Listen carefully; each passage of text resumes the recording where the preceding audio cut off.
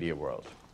Professor, nós temos que fazer um intervalo agora e nós vamos voltar daqui a um pouquinho com o nosso programa, que hoje à noite tem na plateia Luiz Fernando Maluf, diretor sênior para as Américas da Sun Microsystems, Paula Richa Romano, analista de marketing e tendências digitais, Luli Hadifarer, professor da Escola de Comunicações e Artes da Universidade de São Paulo, e Daniela Nami, assessora de comunicação da Jorge Zahar Editora. Nós voltamos daqui a um instante.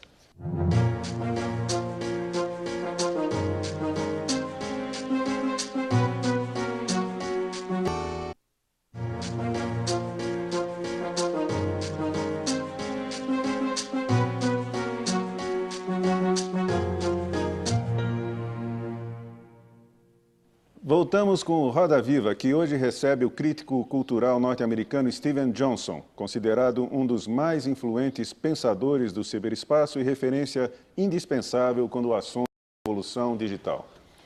Professor, saindo um pouco do videogames e indo para os sites interativos. Em outubro do ano passado, o New York Times publicou um artigo de uma graduanda da Universidade de Dartmouth, Alice Mathias.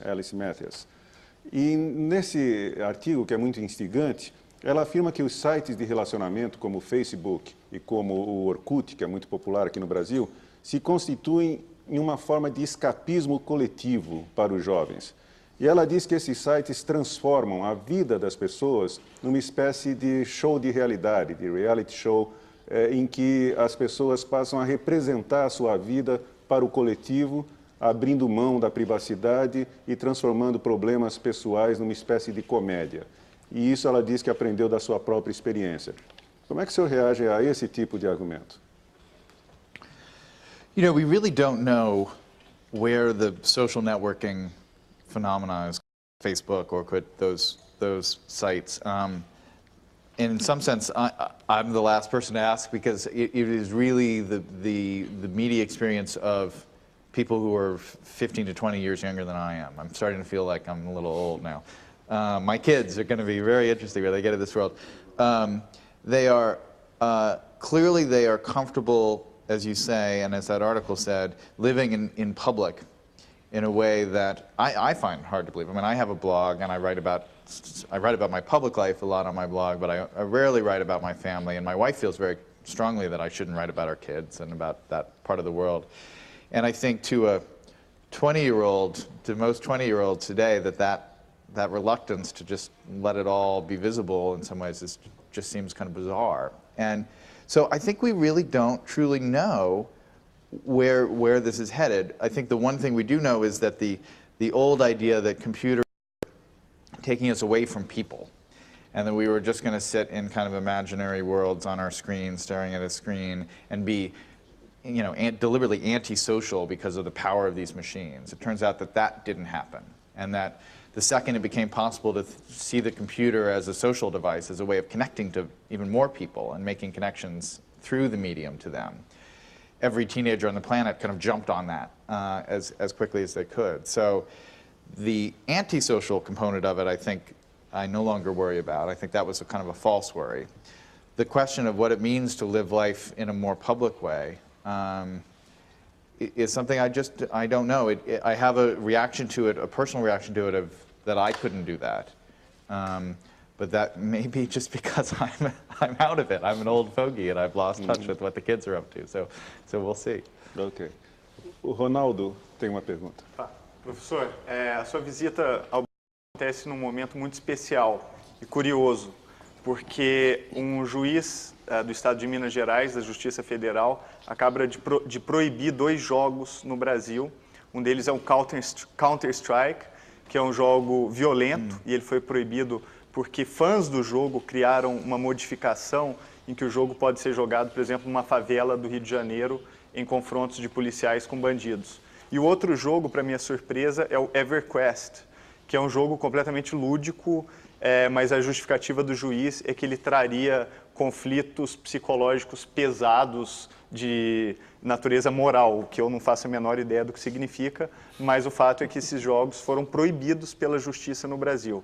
A minha pergunta é sobre o papel do Estado. Você acha que videogames merecem proibições e não apenas, por exemplo, classificação indicativa por idade? Será que a justiça brasileira não teria ido longe de censurando um tipo de mídia que vai se tornar cada vez mais importante daqui para frente? I do think from your description of it, it sounds like that they are going too far. I don't have an objection to parental guidelines in terms of age appropriateness. I mean, I think there are some games that certainly I would not want my 6-year-old playing that are out there, and probably wouldn't want a 12-year-old playing. I happen to follow this world a little more closely than most parents, so I can imagine that many parents would appreciate being able to have a rating system where they can say, oh, this is not appropriate for a 12-year-old.